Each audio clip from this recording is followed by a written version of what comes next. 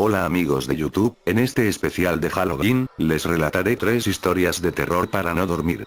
Espero que les gusten, no olviden darle like y suscribirse. La mujer del pasillo.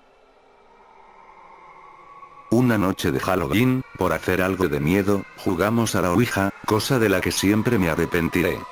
La noche era fría, en el ambiente se notaba un aroma extraño, no sé definirlo con palabras. Unos amigos y yo buscamos una vieja Ouija que mi familia siempre ha tenido guardada. Era de mi bisabuela, la cual había muerto cuando yo aún no había nacido, y siempre había querido conocerla. Mis amigos hacían eso por diversión, yo por un fin, puesto que quería hablar con mi bisabuela.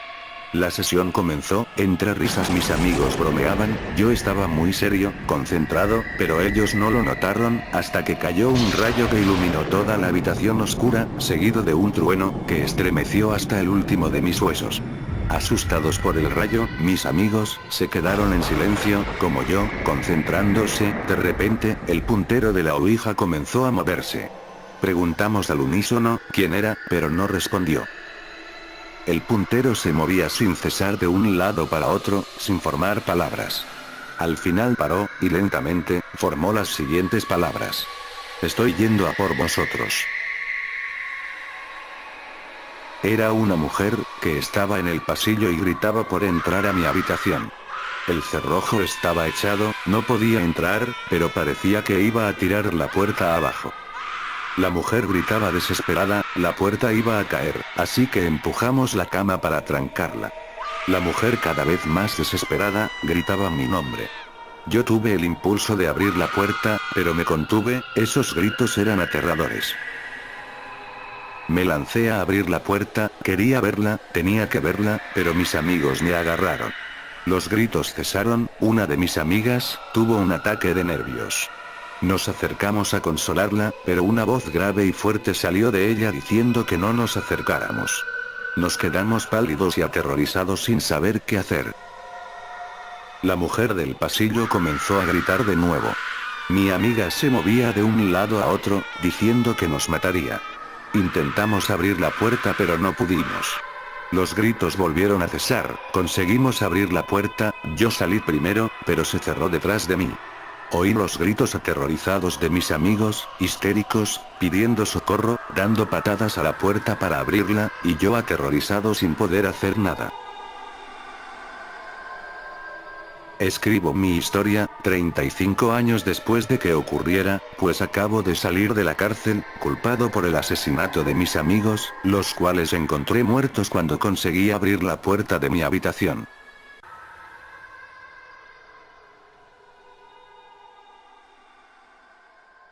La chica de la curva. Pasaban 15 minutos de las 9 de la noche cuando Juan decidió irse.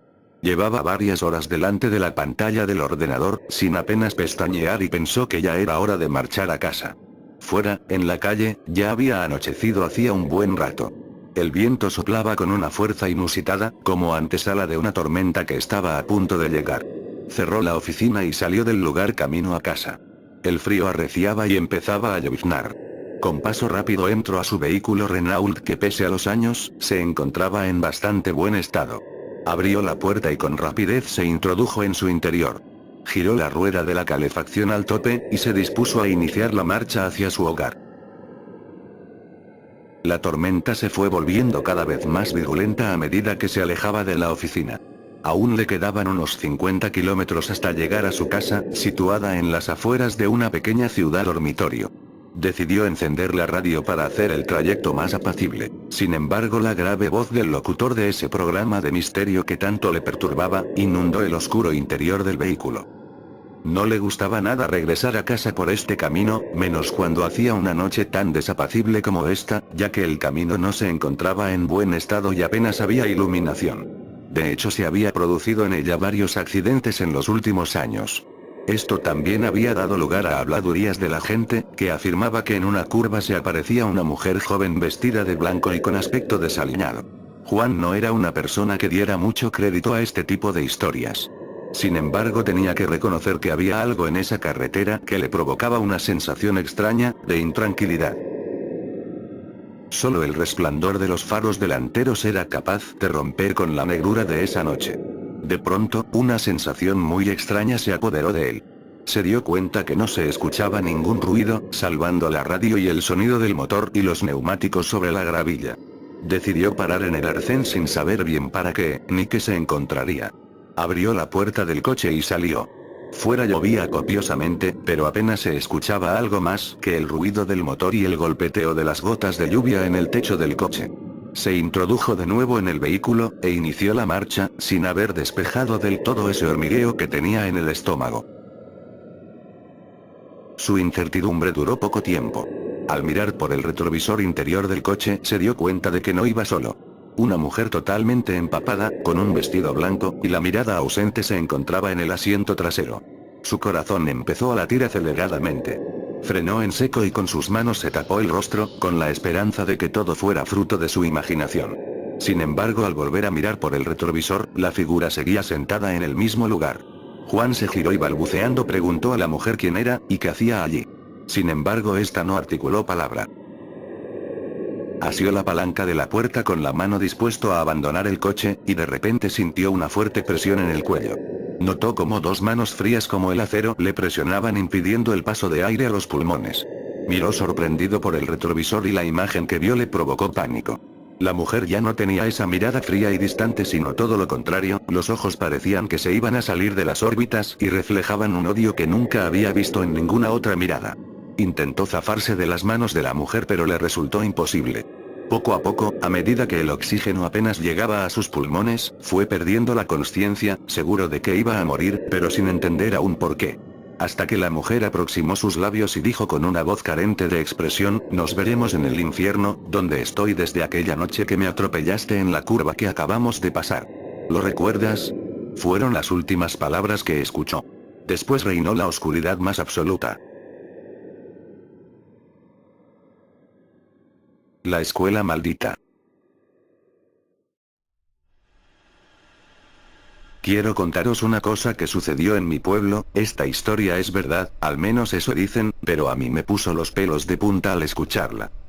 Todo empezó hace muchos años, en mi pueblo, que por aquel entonces solo era un pueblito más de los muchos perdidos entre las montañas de Asturias. Mi pueblo, como ya he dicho, era pequeñito, apenas tenía una pequeña plaza con iglesia, un parque, una pequeña cárcel y una escuela, con todas las casas apiñadas alrededor. Pero aún así estaba muy orgulloso de su escuela, pues era bastante grande y estaba al alcance de todas las familias, aunque los profesores escaseaban. La profesora, una joven muy guapa y que había empezado hacía apenas un mes, puso la radio para oír el parte del tiempo, pues la clase se iba el día siguiente al monte de excursión. Pero a la mitad del parte, un hombre con voz muy grave cortó la comunicación y dio una noticia de última hora. Les comunicamos que se ha escapado un peligroso asesino de la cárcel del pueblo. Por favor, les rogamos que cierren herméticamente puertas y ventanas hasta que sea detenido. Los niños se asustaron mucho y con razón. La cárcel quedaba muy cerca de la escuela. La profesora los tranquilizó y se puso a contarles historias para que se calmaran. Pero a una niña le entraron muchas ganas de ir al baño. La profesora, con la poca experiencia que tenía y después de lo que habían dicho en la radio, no sabía si dejar a la niña ir, pero esta insistía tanto que al final la dejó. Antes de marchar, acordaron una contraseña para saber que era la niña y no el temido preso. Cuando llegara, tenía que dar 3 golpes en la puerta y arañarla 2 veces. El asesino estaba atento a lo que le dijo y se fue a esconder al lavabo. La niña se fue al baño un poco asustada. Cuando el preso vio acercarse a la niña, la agarró y la torturó sin piedad y luego le cortó la cabeza. La profesora estaba ya preocupada, habían pasado 30 minutos y la niña aún no había vuelto. Pero de pronto, en la puerta se escucharon 3 golpes y 2 arañazos. Es ella, pensó la joven. Pero al abrir la puerta, se encontró con el cuerpo sin cabeza de la pobre niña, que a la vista se notaba que fue golpeada y torturada de forma muy macabra. De un salto, el preso entró en la clase, y entre gritos de terror, dolor y sufrimiento acabó con todos los niños. Solo la profesora quedó con vida, la cual logró saltar por la ventana y huir del lugar. Hoy en día está en un psiquiátrico, no puede parar de repetir una y otra vez. 3 golpes y 2 arañazos, 3 golpes y 2 arañazos. La escuela estuvo a punto de ser derrumbada, pues solo traía malos recuerdos. Pero al final la dejaron como psiquiátrico. Dicen que si entras, en el baño podrás ver la cabeza de la niña, que te mira fijamente con ojos llenos de terror, y en la sala de clases, chorrean gotas de sangre por las paredes.